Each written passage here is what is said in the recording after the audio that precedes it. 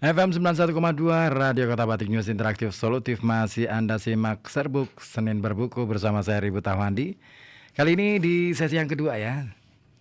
Pukul 8 malam. Yeay, sudah 1 jam. Saya dibaca bukunya.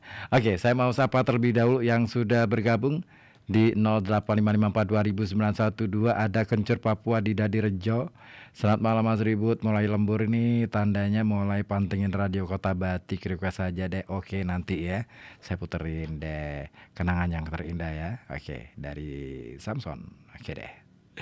Yang lain ditunggu komentarnya soal apa yang kita bahas malam hari ini. Buku dari karyanya Greg Braden, The Divine Matrix atau Matrix Ilahi kalau dalam bahasa Indonesianya diterjemahkan seperti itu ya. Menyingkap rahasia alam semesta. Nah, ngomongin soal bab keempat ini menarik ya, bahwa ternyata hologram dalam konsep alam semesta ya itu mirip-mirip dengan hologram. Artinya sebenarnya ada kesamaan, entah itu pola, entah itu apa ya, di setiap bagian dari sisi dunia ini selalu ada bagian-bagian yang sama. Semakin kecil kita akan menemukan kesamaan itu.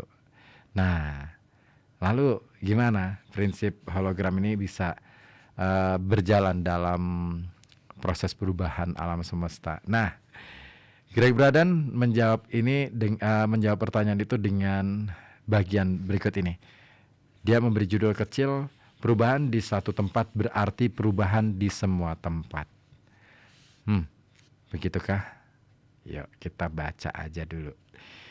Dalam film Contact ada adegan kilas balik di masa kecil tokoh utama yang memperlihatkan pengaruh sang ayah sebelum kematiannya yang mendadak. Mendukung cara ambisius sang anak untuk mencapai tujuannya, ia sering mengatakan bahwa hal besar di masa depan akan dicapai melalui langkah-langkah kecil. Oke. Tentu ini nasihat bagus dari orang tua untuk anaknya. Namun kalimat itu juga bisa digunakan untuk menggambarkan cara kerja hologram kesadaran dan kehidupan. Ketika kita membuat perubahan kecil di sini dan di sana, segera saja segala sesuatu berubah. Dalam faktanya, perubahan kecil di suatu tempat bisa secara permanen mengubah seluruh paradigma. Visioner dan filsuf Erwin Laszlo menjelaskan alasan untuk hal ini. Dia mengatakan, semua yang terjadi di suatu tempat juga terjadi di tempat lainnya. Semua yang terjadi di suatu masa juga terjadi di masa setelahnya. Tidak ada yang lokal, terbatas di mana di masa dan kapan terjadinya. Dicontohkan dengan apik oleh guru-guru seperti Mahatma Gandhi dan Bunda Teresa. Prinsip holografis non-lokal adalah kekuatan yang sangat besar. Sesosok David di hadapan Goliat dalam konteks perubahan dunia kuantum. Sebagaimana hologram mengandung seluruh gambar asli di dalam setiap kepingan, perubahan yang terjadi pada salah satu kepingan itu dipantulkan ke segala arah di seluruh pola. Sungguh hubungan yang sangat kuat. Perubahan tunggal di suatu tempat bisa menciptakan perubahan di mana saja. Contoh terbaik tentang bagaimana perubahan kecil bisa mempengaruhi seluruh sistem bisa dilihat pada sesuatu yang sangat akrab dengan kita, DNA tubuh kita. Saat menonton film detektif di era modern, kita sering melihat bahwa identitas pelaku kejahatan bisa dideteksi dari jejak yang ditinggalkannya di tempat kejadian perkara. Jika bisa mengidentifikasikan bagian manapun dari tubuh seseorang atau apapun yang bersumber darinya, mulai dari percikan darah atau helai rambut sampai noda sperma atau bahkan koyakan kuku, sang detektif akan bisa mengetahui pelakunya.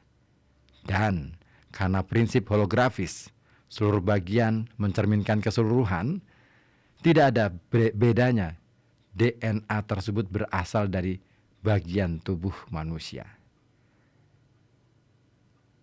Ya, maksudnya dari seluruh bagian mencerminkan keseluruhan, tidak ada bedanya DNA tersebut berasal dari bagian tubuh mana. Setiap bagian DNA persis menyerupai yang lainnya, kecuali terjadi mutasi. Ya, nah artinya gini,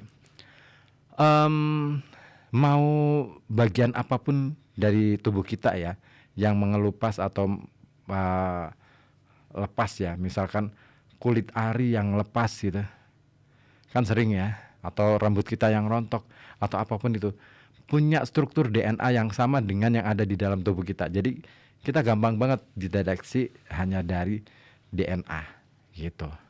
Nah, diperkirakan rata-rata manusia memiliki 50 sampai 100 triliun sel di dalam tubuhnya.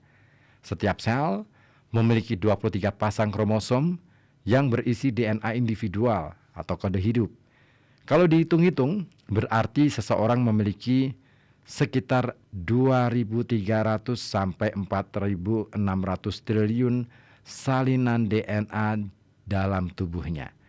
Nah, bayangkan berapa lama waktu yang dibutuhkan untuk mengubah DNA seseorang jika kita mencoba untuk memperbarui setiap salinan, satu sel pada satu waktu.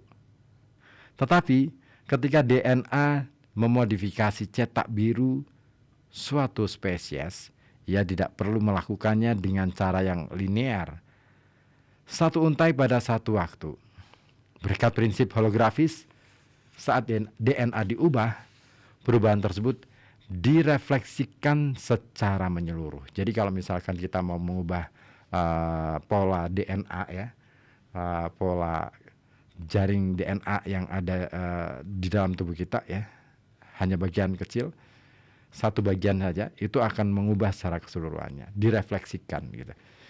Nah, maka kita akan masuk ke kunci ke-15 yang disampaikan oleh Greg Braden.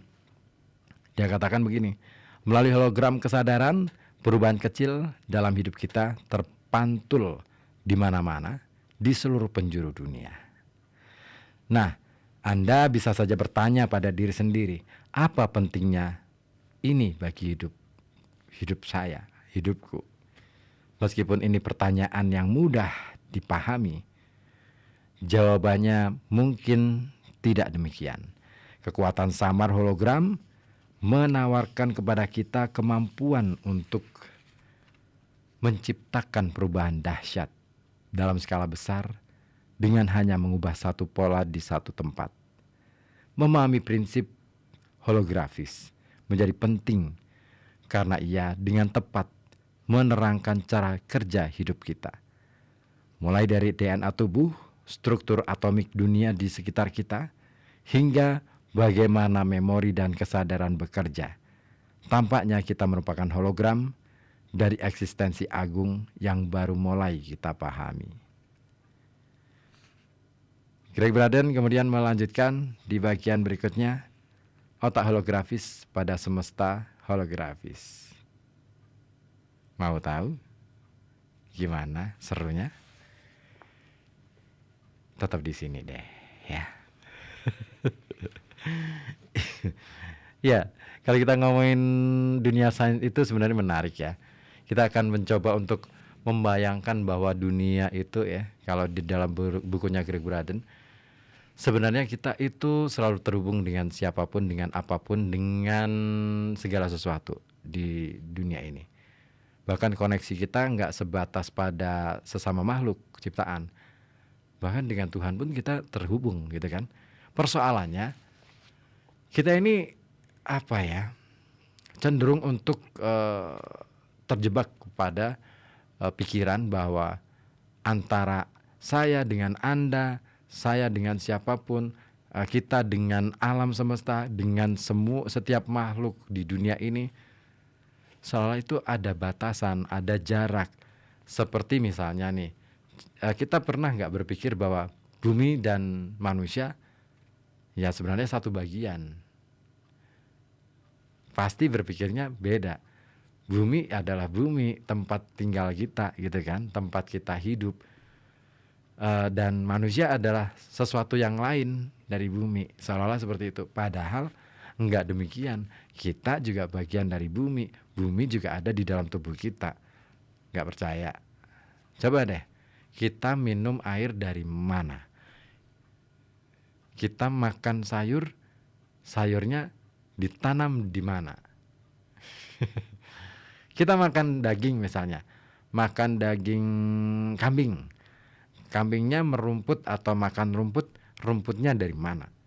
Nah, rumputnya tumbuh di mana? Nah, itu dia.